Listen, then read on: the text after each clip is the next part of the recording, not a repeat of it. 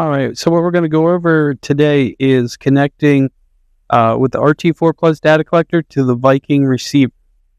So, get the Bluetooth connection going. We'll just go to Equip, GPS Rover, and then we'll select manufacturer Carlson. We have all the different other manufacturers here that we can connect to, but what we're going to use is Carlson. And then here's all the Carlson products. What we're going to select is Viking. So Carlson, Viking, then we go over here to comms. And then we're going to use Bluetooth. And we're going to use Windows Mobile. And then we hit this wrench and sprockets. And then we don't have it here in our list, so we have to go find it. So we'll hit Find Device. Here it's going to see all the other possible Bluetooth devices around us, and we're going to look for the Viking. Okay, so found 3 devices. We actually want this top one, and if you want, you can verify. So if there's other Vikings here, you can just verify the serial number. So it's Viking dash and then the serial number. So we'll select this one, and then what we need to do is hit this checkbox. Now we have it selected in here. And then we just need to hit this button here for bond with Bluetooth. So it's going to start Bluetooth. So there we go.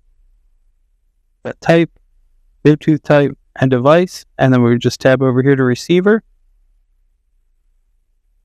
So here's our antenna type. So it's the Viking. And then we're either going to do vertical or slant height. Most everybody I work with uses a vertical height. And then what's nice about this Carlson software is for our typical 2-meter pole, it's described here in feet, but what we can do is just hit this 2 M and then hit enter, and it does the conversion for us here for that 2-meter pole. Right now I'm not using that quick release. We would have a different antenna height if we were using that quick release. And then here's our elevation mask. And then here advances some additional settings for that receiver. And then if we're going to log data, allow fixed view, anything else. And then if you want to check the configure constellations, just make sure they're all enabled. And then space weather, if you want that enabled, audio, and then if you want the audio on or off.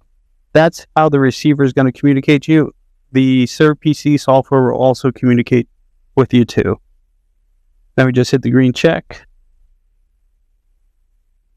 And then we're going to do another video here to go through different RTK settings, whether you're going to use internal radio, listen, Skynet, or another reference network. So stay tuned for those coming up here in the future. But biggest thing here, and then we just hit the Bluetooth just to double check before we go on,